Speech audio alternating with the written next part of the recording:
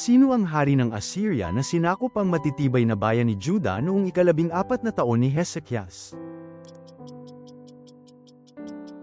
Sennacherib. Bakit sinabi ni Pablo na siya ang naging ama ninyo sa pananampalataya? Sapagkat sa pamamagitan ng Ebanghelyo ay naging anak ko kayo kay Kristo Jesus.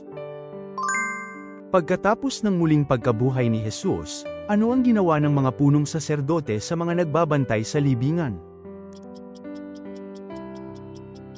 Binigyan nila ng pera at hinikayat na magsabi ng huwad na patoto. Ano ang pinatunayan ng pagkamatay ni Kristo alang-alang sa atin?